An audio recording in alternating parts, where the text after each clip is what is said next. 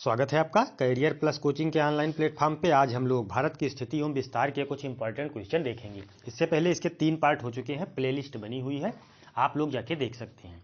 ठीक है, और आप लोग चैनल को सब्सक्राइब और वीडियो को लाइक अवश्य कर दिया करें, जिससे ज़्यादा से ज़्यादा लोगों तक यह कंटेंट पहुँच सके। तो चलिए बढ़ते हैं, तैयार हैं आप लोग क्वेश्चन की तरफ। चलिए देखते हैं आज का पहला क्वेश्चन। कह रहा भारत के किस राज्य की सीमा नेपाल, भूटान और चीन तीनों देशों से मिलती है? अरुणाचल प्रदेश, मेघालय, पश्चिम बंगाल, सिक्किम। तो देखिए सिक्किम जो है इसकी सीमा 3 देशों से मिलती है, नेपाल से भी, भूटान से और चीन से। ठीक है, ये जो राज्य सिक्किम है ये पश्चिम में नेपाल से मिलता है और पूर्व तथा उत्तर में चीन यानी चीन यानी तिब्बत, चीन से भी मिलता है। ठीक है, और ये दक्षिण में भूटान से मिलता है। ठीक है, तो कितने देशों से मिलता है? 3 देशों से। कौन सा राज्य है वो? सिक्किम। इसकी राजधानी कहाँ है? गंगटोक। सिक्किम की राजधानी कहाँ है? गंगटोक। ये ध्यान रखिएगा। फिर कह रहा कौन सा महत्वपूर्ण अक्षांश भारत को 2 लगभग बराबर भागों में बांटता है? 23.5 डिग्री दक्षिणी अक्षांश, 23.5 डिग्री उत्तरी अक्षांश, 0 डिग्री अक्षांश, 33.5 डिग्री उत्तरी अक्षांश। तो देखिए भारत को कर्क रेखा 2 भागों में विभाजित करती है। कर्क रेखा कौन सी रेखा है? 23.5 डिग्री उत्तरी अक्षांश, यानी विकल्प कौन सा सही हो जाएगा? बी विकल्प। 23.5 डिग्री उत्तरी अक्षांश जो है ये भारत को 2 बराबर भागों में, लगभग 2 बराबर भागों में विभाजित करती है। कर्क रेखा ये कौन सी रेखा है? 23.5 डिग्री उत्तरी अक्षांश। ठीक है, चलिए बढ़ते हैं क्वेश्चन नंबर 3 की तरफ। अरावली एवं विंध्य श्रृंखलाओं के मध्य कौन सा पठार स्थित है? मालवा का पठार, छोटा नागपुर का पठार, दक्कन का पठार, प्रायद्वीपीय भारत यानी प्रायद्वीपीय पठार। तो अरावली एवं विंध्य जो विंध्याचल का पर्वत है, इन श्रृंखलाओं के बीच कौन सा पठार स्थित है? इसको क्या बोलते हैं? मालवा का पठार। ठीक है, अरावली श्रेणी एवं विंध्याचल श्रेणी के मध्य मालवा का पठार स्थित है। ठीक है, ये पठार जो है लगभग त्रिभुजाकार आकार में है। ठीक है, ये कौन सा पठार है? लावा का पठार है। ठीक है, ये बुंदेलखंड और उत्तर पश्चिम में अरावली के बीच स्थित है। तो विकल्प कौन सा सही हो जाएगा? अरावली एवं विंध्य श्रृंखलाओं के मध्य मालवा का पठार स्थित है, यानी विकल्प 1। फिर कह रहा भारत का पश्चिमी बिंदु का नाम बताइए। भारत का पश्चिमी बिंदु, तो भारत के पश्चिमी बिंदु का क्या नाम है? गुहार मोती। कहाँ स्थित है ये? गुजरात में। ठीक है, गुहार माथा भी इसको कई नाम से जाना जाता है, गुहार मोती या गुहार मोता या गुहार माथा भी बोलते हैं। अच्छा देखिए, भारत का पश्चिमी बिंदु गुहार मोती, पूर्वी बिंदु ये गुहार मोती कहाँ है? गुजरात में, और पूर्वी बिंदु किबुथु जो कहाँ है? अरुणाचल प्रदेश में, और मुख्य भूमि का सबसे दक्षिणतम बिंदु कन्याकुमारी, और वैसे सबसे दक्षिणतम बिंदु पिग्मेलियन पॉइंट या इंदिरा पॉइंट जो कहाँ है? अंडमान निकोबार द्वीप समूह में। और जब मुख्य भूमि पूछेगा आपसे तब तमिलनाडु का कन्याकुमारी, और सबसे उत्तरी भूमि जो जम्मू कश्मीर में है, इंदिरा कौल। ये ध्यान रखिएगा, चारों में से एक आपसे जरूर पूछा जाएगा। ठीक है, तो भारत का सबसे पश्चिमी बिंदु का क्या नाम है? गुहार मोती, जो कहाँ है? गुजरात में। फिर कह रहा आंध्र प्रदेश की नई राजधानी क्या है? तो आंध्र प्रदेश की नई राजधानी आपसे पूछ रहा है, तो आंध्र प्रदेश की नई राजधानी क्या हो जाएगी? अमरावती। पहले आंध्र प्रदेश की राजधानी कहाँ थी? हैदराबाद। लेकिन जब आंध्र प्रदेश का विभाजन किया गया आंध्र प्रदेश और तेलंगाना में, तो तेलंगाना की राजधानी हो गई हैदराबाद और आंध्र प्रदेश की नई राजधानी क्या हो गई? अमरावती। ठीक है, तो विकल्प ए सही हो जाएगा। फिर कह रहा उत्तर भारत में उप हिमालयी क्षेत्र के सहारे फैले समतल मैदान को क्या कहा जाता है? तराई, दून, खादर, भावर। तो क्या कहा जाता है इसको? क्या कह रहा है? हिमालयी क्षेत्र के सहारे फैले समतल मैदान को। तो समतल मैदान को क्या कहा जाता है? भावर, क्योंकि इससे लगा हुआ भाग जो है इसको क्या बोलते हैं? भावर। ये लगभग 8 किलोमीटर चौड़ा है। ठीक है, विकल्प कौन सा सही हो जाएगा? डी विकल्प, भावर। ये एक प्रकार का पथरीला क्षेत्र होता है जो हिमालय तथा गंगा नदी के बीच के क्षेत्र को कहा जाता है। तो विकल्प आपका कौन सा सही हो जाएगा? भावर, डी विकल्प। फिर कह रहा कोरी निवेशिका यानी कोरी क्रेक जो है जिस पर स्थित है वह है, कि मतलब कोरी निवेशिका कहाँ स्थित है? कच्छ की खाड़ी में, खंबात की खाड़ी में, कच्छ का लिटिल रन कच्छ का रण, तो ये कहाँ स्थित है? कच्छ के लिटिल रन में। यानी विकल्प आपका कौन सा सही हो जाएगा? सी विकल्प, कच्छ का लिटिल रन। ठीक है। अच्छा, कोरी निवेश का बोलते किसको हैं? कोरी निवेश का एक दलदलीय क्षेत्र होता है, समुद्र से लगा हुआ एक दलदलीय वीरान क्षेत्र होता है। ठीक है, नमकीन क्षेत्र होता है, इसी को हम लोग कोरी निवेश का बोलते हैं। ये गुजरात में है। अच्छा, ये जो कोरी निवेश का है ये लगभग 23,300 वर्ग किलोमीटर क्षेत्रफल में फैला हुआ है। ये समुद्र का ही एक अंग होता है, लेकिन अब संभवतः उससे अलग हो गया है, एक दलदली नमकीन क्षेत्र होता है। तो इसी को बोलते हैं कोरी निवेशिका। ये कहाँ पाया जाता है? गुजरात में कच्छ के लिटिल रन को कहा जाता है। चलिए बढ़ते हैं क्वेश्चन नंबर 8 की तरफ। भारत में कितने राज्य एवं संघ राज्य क्षेत्रों की 2 से अधिक अंतर्राष्ट्रीय सीमाएं हैं? मतलब भारत में कितने ऐसे राज्य हैं जिनकी 2 या 2 से अधिक अंतर्राष्ट्रीय सीमाएं लगती हैं? तो ऐसे कितने राज्य हैं भारत में? ऐसे 4 राज्य हैं। संघ शासित क्षेत्र कह रहा है ना, राज्य एवं संघ शासित क्षेत्र दोनों मिला के। तो देखिए, पहले नहीं था, लेकिन अब जम्मू कश्मीर को जब विभाजित कर दिया गया, केंद्र शासित प्रदेश बना दिया गया, तो अब केंद्र शासित प्रदेश की भी सीमा तो अंतर्राष्ट्रीय सीमा से लगेगी। तो देखिए, लद्दाख सबसे पहले उत्तराखंड राज्य, उत्तराखंड की सीमा किससे किससे लगती है? चीन से भी लगती है और नेपाल से भी लगती है। 2 या 2 से अधिक राज्यों में हो गया। लद्दाख की सीमा चीन से भी लगती है, पाकिस्तान से भी लगती है। सिक्किम की सीमा 3 देशों से लगती है, अभी आगे आया था, चीन से, नेपाल से, भूटान से। और पश्चिम बंगाल की सीमा नेपाल और बांग्लादेश दोनों से लगती है। तो ऐसे कितने देश हो गए जिनकी सीमा 2 या 2 से अधिक राज्यों से लगती है? 4 राज्य हो गए। कौन कौन?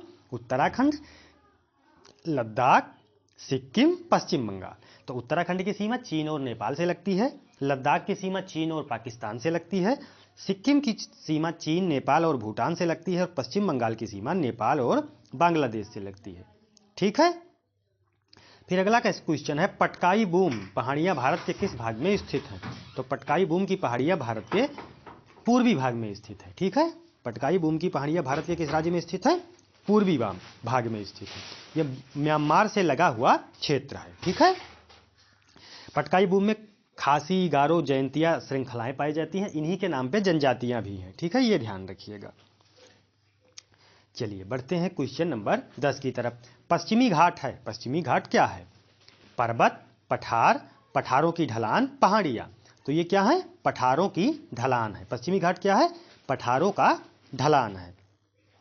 भारत के पश्चिमी तट पर स्थित एक श्रृंखला है, इसी को हम लोग पश्चिमी घाट बोलते हैं। अच्छा, इसी का एक नाम और सह्याद्री भी है। पश्चिमी घाट का एक नाम सह्याद्री भी है। ये लगभग 1600 किलोमीटर लंबी एक श्रृंखला है, ये ध्यान रखिएगा। तो पश्चिमी घाट का क्या नाम है? सह्याद्री। फिर अगला क्वेश्चन कह रहा है, विश्व में सबसे बड़ा नदी द्वीप माजुली कहाँ स्थित है? जो ये माजुली द्वीप है ये कहाँ स्थित है? असम में, अरुणाचल प्रदेश में, उत्तर प्रदेश में, नागालैंड में। तो ये कहाँ स्थित है? असम में स्थित है। माजुली द्वीप कहाँ स्थित है? असम में। ये विश्व का सबसे बड़ा नदी द्वीप है। ये कहाँ स्थित है? असम में। चलिए बढ़ते हैं क्वेश्चन नंबर 12 की तरफ। शिव समुद्रम किस नदी द्वारा बनाया गया द्वीप है? जो शिव समुद्रम नदी द्वीप है ये किस नदी द्वारा बनाया गया है? गंगा, गोदावरी, कृष्णा, कावेरी। तो शिव समुद्रम नदी द्वीप जो है ये कावेरी नदी द्वारा बनाया गया द्वीप है। शिव समुद्रम प्रपात कावेरी नदी पर ही, शिव समुद्रम जलप्रपात जो है ये कावेरी नदी पर स्थित है। ये 98 मीटर ऊंचा है। ठीक है, शिव समुद्रम जलप्रपात की ऊंचाई कितनी है? 98 मीटर। इसका उपयोग विद्युत उपयोग में किया जाता है, विद्युत बनाने में किया जाता है। अच्छा, एक चीज शिव समुद्रम जलप्रपात की सबसे बड़ी खासियत क्या है कि ये एशिया का प्रथम जल विद्युत गृह भी है, ये ध्यान रखिएगा। जितने फैक्ट हैं उतने मैं बताता चलता हूँ, आप लोग ध्यान से सुनिए। फिर कह रहा है, भारतीय मानक समय की यामोत्तर नहीं गुजरती है आंध्र प्रदेश से, छत्तीसगढ़ से, महाराष्ट्र से, उत्तर प्रदेश। जो भारतीय मानक समय है ये कहाँ से नहीं गुजरता है? आंध्र प्रदेश से, छत्तीसगढ़ से, महाराष्ट्र से, उत्तर प्रदेश से। तो देखिए, जो मानक समय है वह उत्तर प्रदेश से गुजरता है, क्योंकि इलाहाबाद के नैनी के समीप। आंध्र प्रदेश से भी गुजरता है, उत्तर प्रदेश से भी गुजरता है, लेकिन महाराष्ट्र से ये नहीं गुजरता है। ठीक है, भारतीय मानक यामोत्तर कहाँ से नहीं गुजरता है? महाराष्ट्र से। ये कौन सी रेखा है? 82.5 डिग्री है। ठीक है, 82.5 डिग्री पूर्वी देशांतर, इसी से भारतीय का मानक समय लिया गया है। फिर अगला क्वेश्चन है, भारतीय मानक समय की गणना के क्लॉक टावर से की जाती है। कहाँ से की जाती है? हमीरपुर से, रामपुर से, मिर्जापुर से, संभलपुर से। तो देखिए भारतीय मानक समय की गणना पहले इलाहाबाद के नैनी इसको कहा जाता था, लेकिन अब इलाहाबाद के पास एक छोटा सा शहर मिर्जापुर, इसको क्या बोलते हैं, मिर्जापुर। मिर्जापुर से 82.5 डिग्री जो पूर्वी देशांतर रेखा गुजरती है, इसी को आधार मानकर मिर्जापुर से इलाहाबाद के नैनी से समझिए आप, या मिर्जापुर, दोनों में से एक ही विकल्प में रहेगा, चाहे इलाहाबाद का नैनी दे चाहे मिर्जापुर दे, वहीं से भारतीय मानक समय की गणना की जाती है। ठीक है, तो विकल्प कौन सा सही हो जाएगा, मिर्जापुर, सी विकल्प। फिर अगला क्वेश्चन है, प्रायद्वीपीय पठार का सबसे दक्षिणी बिंदु निम्न में से किस पहाड़ी से चिन्हित किया गया है? बेलीकोंडा, गिरनार, नीलगिरी, एनाकोंडा। प्रायद्वीपीय पठार का सबसे दक्षिणी बिंदु कह रहा है, तो सबसे दक्षिणी बिंदु जो है वो नीलगिरी से किया गया है। ठीक है, नीलगिरी से किया गया है, इसी से किया गया। समुद्र तल से इसकी ऊंचाई कितना है, 2995 मीटर, 2695 मीटर। दक्षिण भारत की सबसे ऊंची चोटी अनाईमुदी चोटी की ऊंचाई समुद्र तल से है। तो सबसे दक्षिणी बिंदु कहां से किया गया है चिन्हित, नीलगिरी से। फिर अगला क्वेश्चन है, तमिलनाडु व आंध्र प्रदेश के तट का क्या नाम है? तमिलनाडु व आंध्र प्रदेश के तट का कह रहा है, तो तमिलनाडु भारत के किस पड़ता है, पूर्वी तट पर, तो इसका क्या नाम है, कोरोमंडल तट। इसके तमिलनाडु व आंध्र प्रदेश के तट को क्या बोलते हैं, कोरोमंडल तट, ये पूर्वी तट कहलाता है। ठीक है, चलिए बढ़ते हैं क्वेश्चन नंबर 18 की तरफ। भारत मुख्यतः एक उष्णकटिबंधीय देश कहलाता है, निम्न में से इसका क्या कारण है? अक्षांशीय विस्तार, देशांतीय विस्तार, क्षेत्रीय आकार, उष्णकटिबंधीय मानसूनी जलवायु। तो भारत जो है ये उष्णकटिबंधीय देश कहलाता है इसके कारण, क्योंकि इसका अक्षांशीय विस्तार जो है इसी के अनुरूप है, तो इसीलिए इसको उष्णकटिबंधीय देश कहते हैं। जैसे देखिए हिंदकुश, हिमालय श्रेणी और हिंदकुश मिलकर भारत और पाकिस्तान के क्षेत्रों में आने वाली जो ठंडी हवाएं हैं उन पवनों से रक्षा करते हैं। ठीक है, यही कारण है कि इन क्षेत्रों में कर्क रेखा के उत्तर स्थित भागों तक उष्णकटिबंधीय जलवायु का विस्तार पाया जाता है। जो हिमालय पर्वत और हिंदुकुश पर्वत है ये ठंडी पवनों को रोकता है। ठीक है, यही इसी कारण से ये उष्णकटिबंधीय देश बन जाता है। फिर अगला क्वेश्चन है, भारतवर्ष, हाँ अक्षांशीय विस्तार, भारतवर्ष आकार में विश्व का मतलब क्षेत्रफल में कौन सा है? 5वां सबसे बड़ा देश है, 6ठा सबसे बड़ा देश है, 7वां सबसे बड़ा देश है, या उपयुक्त में से कोई नहीं? तो क्षेत्रफल के अनुसार भारत 7वां सबसे बड़ा देश है। और क्षेत्रफल के पहला कौन है? रूस, ये ध्यान रखिएगा। पहले रूस है, फिर कनाडा, दूसरे नंबर पे कनाडा, तीसरे पे चीन, चौथे पे अमेरिका, 5वें पे ब्राजील है, 6वें पे ऑस्ट्रेलिया और 7वें पे भारत है। ये ध्यान रखिएगा, सातों आपको क्रम से बता दिए। फिर कह रहा है, भारत के लिए समुद्री मार्ग की खोज का श्रेय किसे जाता है? फ्रांसीसियों को, डचों को, पुर्तगालियों को, अंग्रेजों को? तो भारत की खोज, जो समुद्री मार्ग की खोज है, वो वास्को डी गामा ने की थी। वास्को डी गामा क्या था? एक पुर्तगाली था। ठीक है, ये ध्यान रखिएगा। 1498 में वास्को डी गामा नामक व्यक्ति द्वारा भारत के समुद्री मार्ग की खोज की गई थी। ठीक है, तो वास्को डी गामा क्या था? पुर्तगाली था। तो भारत की समुद्री मार्ग की खोज का श्रेय पुर्तगालियों को जाएगा।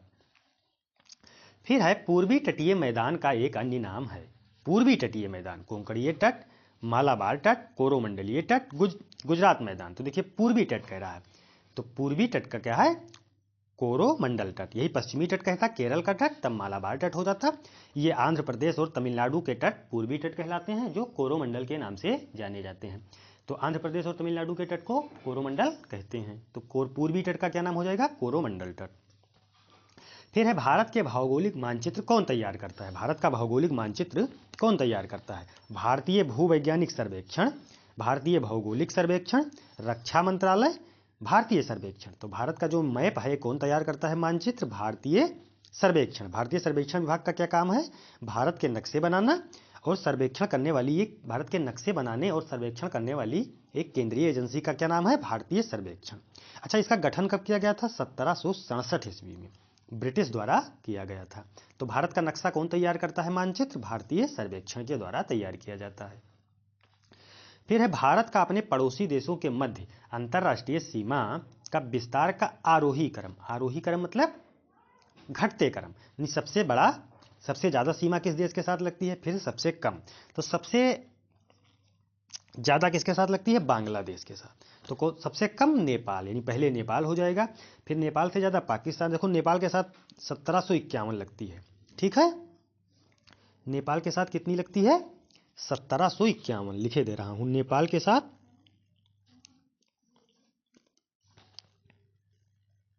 1751 ये नेपाल के साथ लगती है, ठीक। और पाकिस्तान के साथ कितनी लगती है? 3323। पाकिस्तान के साथ 3323।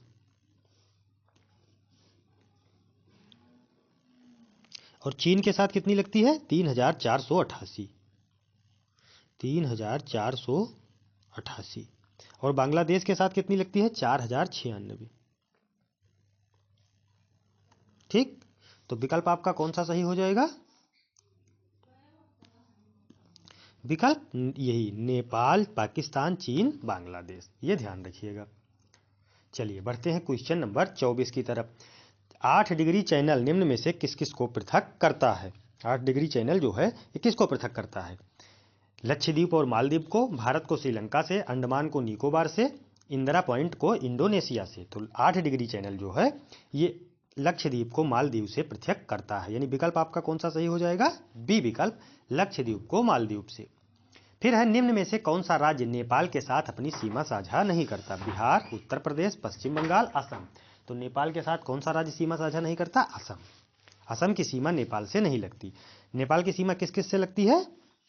उत्तराखंड से, उत्तर प्रदेश से, सिक्किम से, पश्चिम बंगाल और बिहार से। इन्हीं 5 राज्यों से नेपाल की सीमा लगती है, असम से नहीं लगती है, ठीक है। 25 क्वेश्चन थे। बाकी आपको कमेंट में ज़रूर बताएंगे कि क्लासेज आपको कैसी लगी। धन्यवाद, मिलते हैं नेक्स्ट सेशन में।